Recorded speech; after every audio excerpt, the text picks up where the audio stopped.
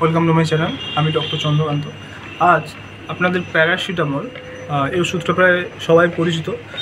তো এই প্যারাসিটামলের side effect কী কী এবং কাদের খাওয়া উচিত নয় এই প্যারাসিটামল, এছাড়াও প্যারাসিটামল খাওয়ার ক্ষেত্রে কোন কোন সতর্কতা অবলম্বন করা উচিত, আজকে সে বিষয়ে আলোচনা করব।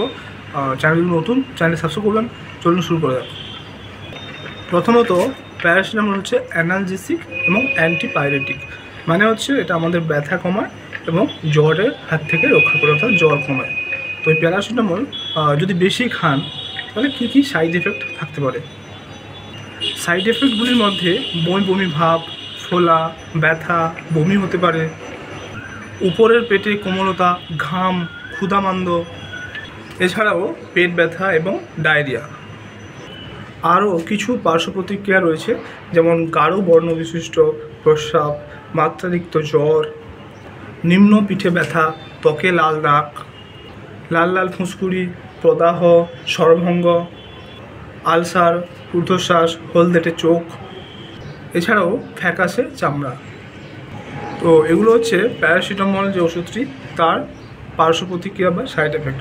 এবার কাদের কাদের এই ওষুধটি খাওয়া উচিত নয় চলুন দেখে নেওয়া যাক। প্রথমত, অ্যালার্জি, অর্থাৎ আপনার যদি প্যারাসিটামল বা এর উপাদানে কোনো অ্যালার্জি থাকে তাহলে কিন্তু এই ওষুধটা খাওয়া উচিত নয়।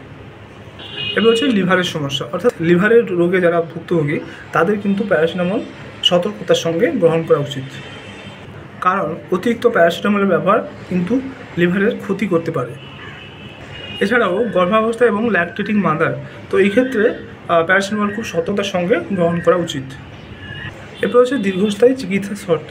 যদি আপনার কোনো দীর্ঘস্থায়ী চিকিৎসা, যেমন কিডনির সমস্যা, ওষুধ খেয়ে থাকেন, তাহলে প্যারাসিটামল গ্রহণ করার আগে যে কোনো স্বাস্থ্যকর্মীর সঙ্গে বা যে কোনো ডক্টরের পরামর্শ অনুযায়ী খাবেন।